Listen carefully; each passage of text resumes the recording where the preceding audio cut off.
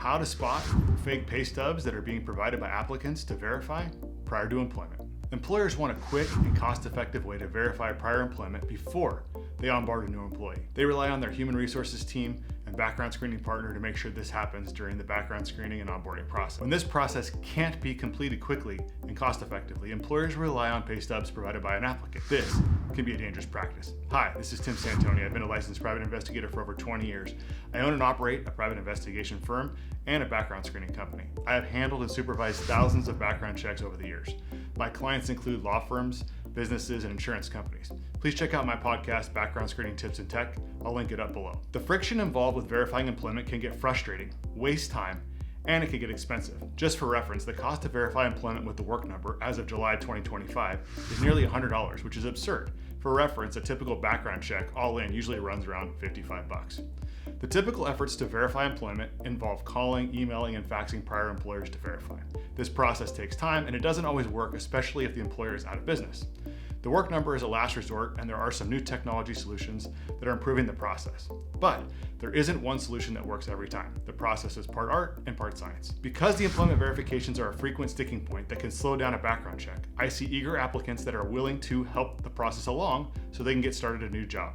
Recently, I've seen applicants offering to provide pay stubs and W-2s from their former employer so that we can complete the background check. This sounds great, but how can you or I verify that the pay stubs and W-2s provided are accurate? I have seen more and more applicants providing falsified pay stubs, so I want to share some tips on what you should be on the lookout for. For starters, if the pay stub seems too good to be true, they probably are. Look for inconsistencies in the numbers or formatting. Many times the fonts on the pay stubs will not be consistent. Check to be sure the company name, logo, and address on the W-2s and pay stubs matches the information on the company's website. Also, be on the lookout for pay stubs with missing information or awkwardly rounded numbers.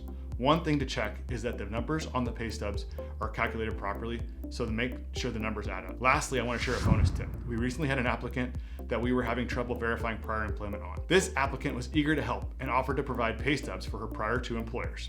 After reviewing the pay stubs from the applicant, something didn't look right. Instead of looking at the numbers and the contents, we looked at the documents themselves. In this case, they were PDFs, and we were able to use the Inspect Document tool. We did this because most applicants that alter their pay stubs will use some sort of software.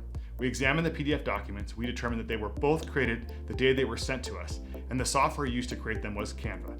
If you aren't familiar with Canva, it is a tool like Photoshop that can be used to create and modify images and documents. Additionally, the inspection tool told us the author of the document or the user or license owner of the software was the name of the applicant, and this matched to her email address. This was a clear indication to us that we cannot rely upon the pay stubs provided as they were not likely created or modified by the applicant. I hope you found this video helpful. Please consider liking and sharing it with your network. Thanks.